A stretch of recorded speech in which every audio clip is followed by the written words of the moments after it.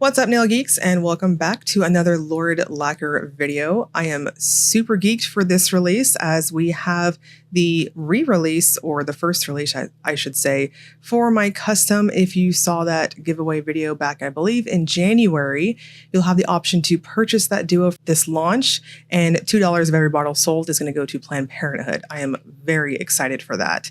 We have Lurid Lacquer's first year anniversary, and we have a beautiful green-centric type of collection that is literally a self-portrait that Karen came up with for herself.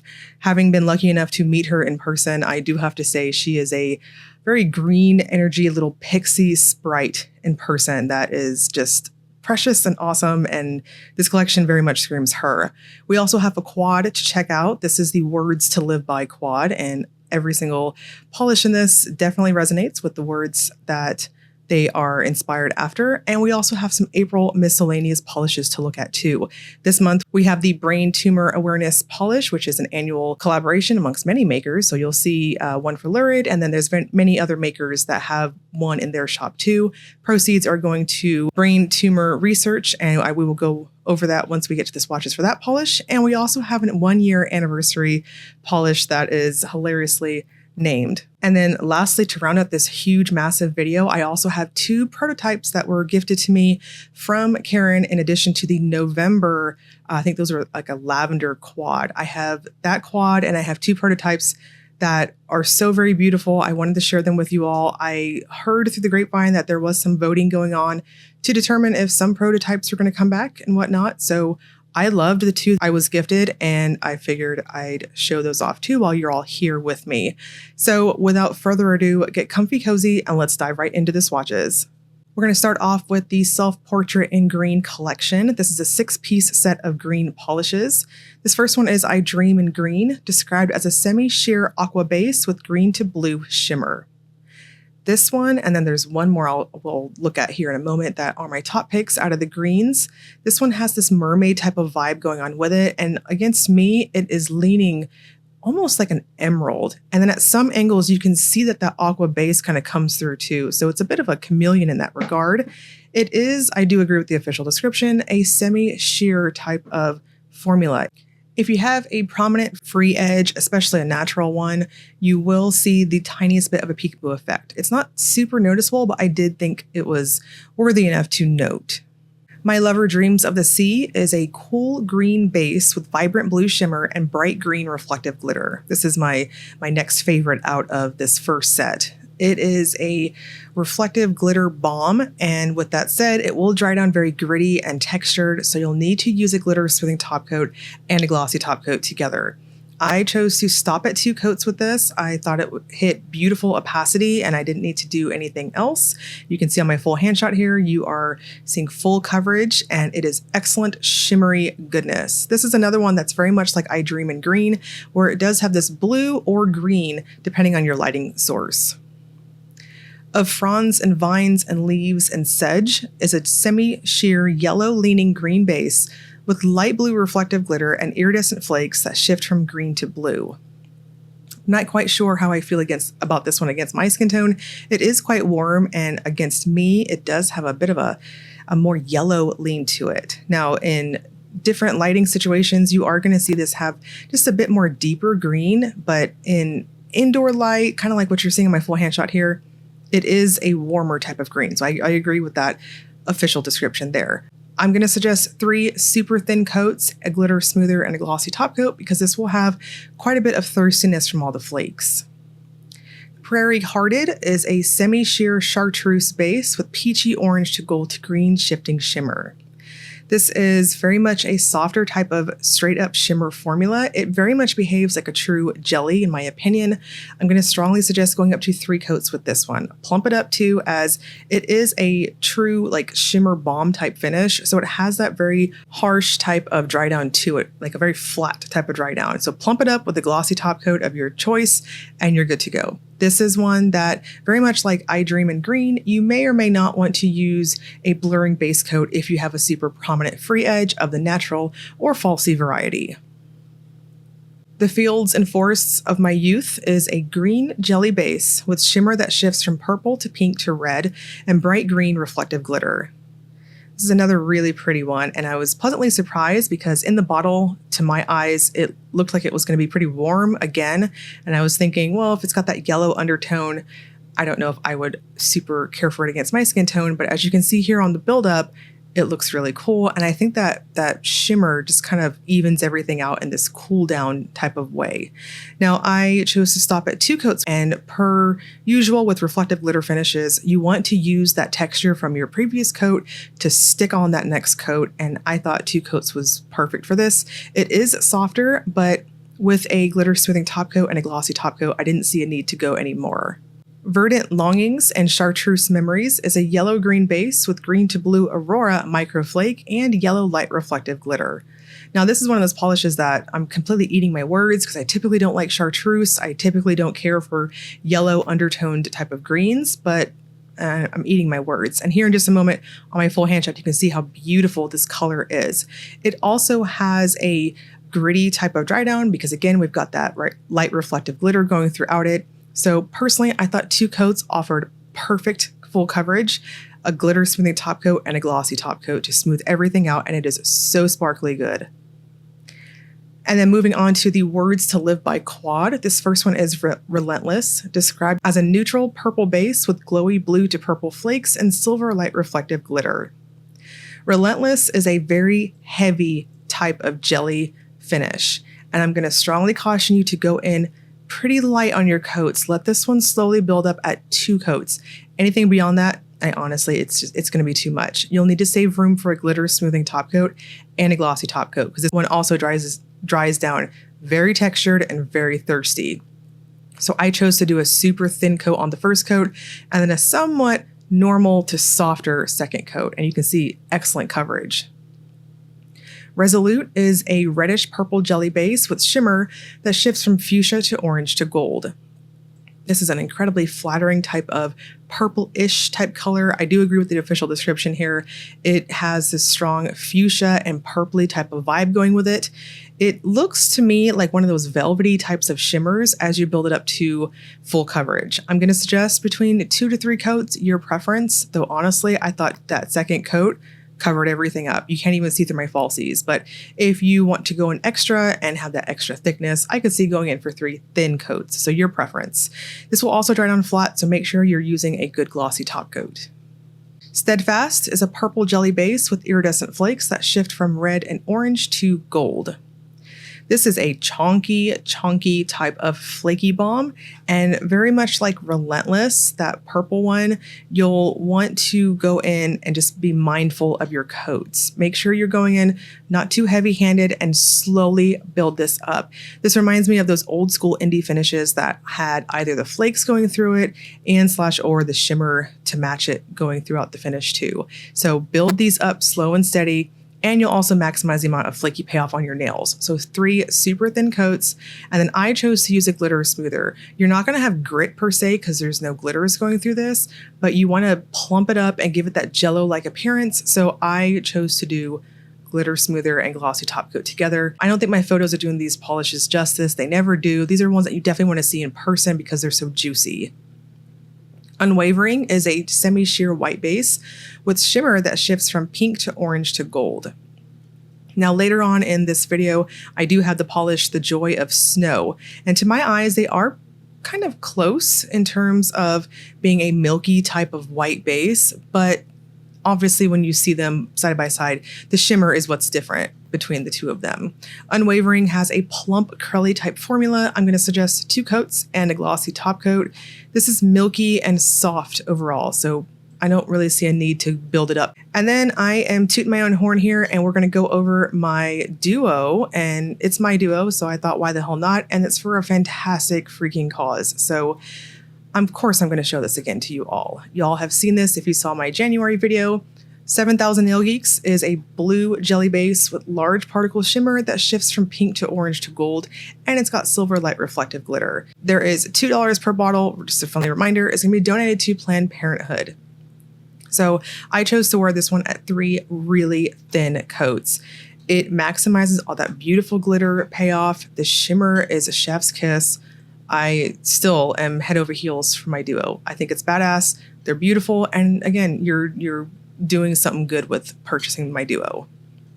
The Polished Mage Made Me Do It is a vibrant cherry pinkish red jelly base with large particle shimmer that shifts from pink to orange to gold, and it's got silver light reflective glitter. And then same thing with this one, $2 of every bottle donated is also going to go to Planned Parenthood. So I would have to say that both polishes in my duo have a very identical formula. So 3 super, super thin coats is what I would recommend to plump it up. Honestly, on the pink, you may be able to get away with 2 coats, but I was being pretty extra here. It is so very sparkly in person, and it is cool toned. And I mentioned on my giveaway video, this pink, like my swatch video doesn't do it justice. It's like a Barbie pink, which if you didn't see that video, when thought went into this polish, Karen and I collabed, I said I wanted a Barbie pink, and in person, it absolutely is that. It's leaning a touch raspberry on my photos, so please note, it is a perfect cool pink.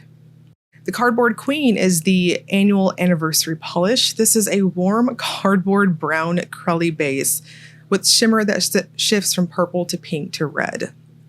Cardboard Queen is what I would describe as being a sheer type of polish. I say that with a question mark because as you build it up, to me, it's again almost milky in that regard, and I think you can see the tiniest bit of a smile line if you have a prominent one. So up to you on that, but it is a soft type of buildup. And as you can see on my full hand shot here, you can't necessarily see through my falsies, but it's a soft type of buildup. This is pretty much a nude against my nails, against my skin tone, so it will absolutely play up against your undertones too. For Mark is the annual Brain Tumor Awareness Polish. This is a pale blue curly base with orange to gold shimmer.